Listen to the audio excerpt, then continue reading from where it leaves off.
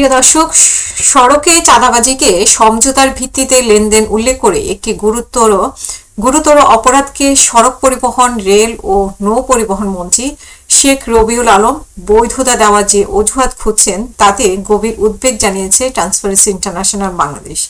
একই সঙ্গে এই জাতীয় দুর্নীতির সহায়ক অপচেষ্টাকে অঙ্কুরেই বিনষ্ট করার লক্ষ্যে নিজ দলের শুদ্ধিকরণের সর্বোচ্চ প্রাধান্য দিতে প্রধানমন্ত্রীর প্রতি আহ্বান জানিয়েছে সংস্থাটি। এর আগের দিন দপ্তরে পরিবহন খাতে চাঁদাবাজি প্রসঙ্গে এক প্রশ্নের জবাবে রবিউল আলম বলেন যে সড়কের পরিবহনে চাঁদা যেটা বলা হয় সেটা আসলে আমি চাঁদা দেখি না। মালিক সমিতি, শ্রমিক সমিতি আছে, তাদের কল্যাণে এটা ব্যয় করা হয়। এটা অলিখিত বিধির মতো।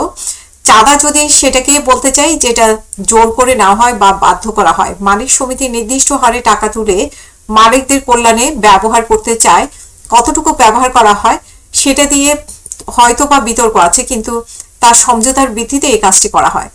মন্ত্রীর এই মন্তব্যকে নিন্দা জানিয়ে বিজ্ঞপ্তিতে বলা হয়েছে টিআইবির পক্ষ থেকে নির্বাহী পরিচালক ইফতেখারুজ্জামান বলেন যে পরিবহন মন্ত্রী চাঁদাবাজির যে সংখ্যা দাঁড় করিয়েছেন তা তিনি সহ মন্ত্রী পরিষদের প্রায় প্রতিটি সদস্যের দায়িত্ব গ্রহণের পর দুর্নীতি বিরোধী যে জিরো অবস্থানের ঘোষণা দিয়েছেন তা সম্পূর্ণ বিপরীত অবস্থা। টিআইবি নির্বাহী বলেন যে ক্ষমতাসীন দলের নির্বাচনী ইস্তেহার ও সরকার প্রধানের উদ্দেশ্য প্রদত্ত ভাষণ, যেখানে কার্যকরভাবে দুর্নীতি নিয়ন্ত্রণ ও প্রতিরোধের অঙ্গীকার করা হয়েছে, তার মাত্র 48 ঘন্টাও অতিবাহিত না হতেই মন্ত্রী পরিবহন খাতের ক্যান্সার চাঁদাবাজি সুরক্ষা প্রয়াসী এই মন্তব্য খুবই হতাশাজনক। এর মাধ্যমে পরিবহন মন্ত্রী ও তার নিজের দলের নির্বাচনী ইস্তেহারের প্রদত্ত অঙ্গীকার ও সরকার প্রধানের দুর্নীতি বিরোধী দৃঢ় অবস্থানকে বিব্রতকর অবমূল্যায়ন করেছে বলে তিনি মনে করেন। এবং ইফতেখারুজ্জামান আরো বলেন যে তিনি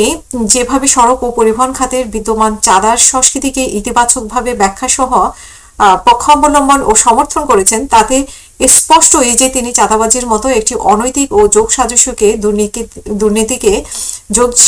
দুর্নীতিকে বৈধ প্রধানের চেষ্টা করছেন, যা সরাসরি ভুক্তভোগী এদেশের পরিবহন খাত সংশ্লিষ্ট বিভিন্ন পেশাজীবী ও সাধারণ মানুষ, যাদের এই অবৈধতার বোঝা প্রত্যক্ষ ও পরোক্ষভাবে বৈধ হবে। টিআইবি নির্বাহী বলেন যে শুধু তাই নয়, মালিক ও শ্রমিক কল্যাণকে যেভাবে এখানে বৈধতার অজুহাত বা ঢাল হিসেবে দাঁড় করানো হয়েছে তা শুধুমাত্র বিভ্রান্তিকর নয়, বরং এই খাতে বিরাজমান দীর্ঘদিনের বিশৃঙ্খলা ও নৈরাজ্যপূর্ণ ব্যবস্থাকে সুরক্ষা সহ চলমান রাখার অপতৎপরতার সামিল।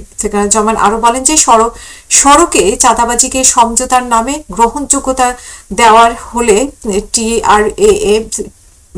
বিআরটিএ, স্বাস্থ্য খাত এবং সামাজিক সুরক্ষা, আইন শৃঙ্খলা, বিচার, পাসপোর্ট, ভূমি প্রশাসন ইত্যাদি সেবার পাশাপাশি সরকারি ক্রয়, উন্নয়ন প্রকল্প, ব্যাংক, বিদ্যুৎ সহ অন্য সব খাতেও এই তথ্যের ধারাবাহিক প্রক্রিয়া ও প্রসার কিভাবে নিয়ন্ত্রিত হবে সেই প্রশ্ন স্বাভাবিকভাবে এসে যায়। সো বিষয়টা বেশ গুরুত্বপূর্ণ। এখনই সরকারের এইদিকে নজর দেওয়া উচিত বলে আমরা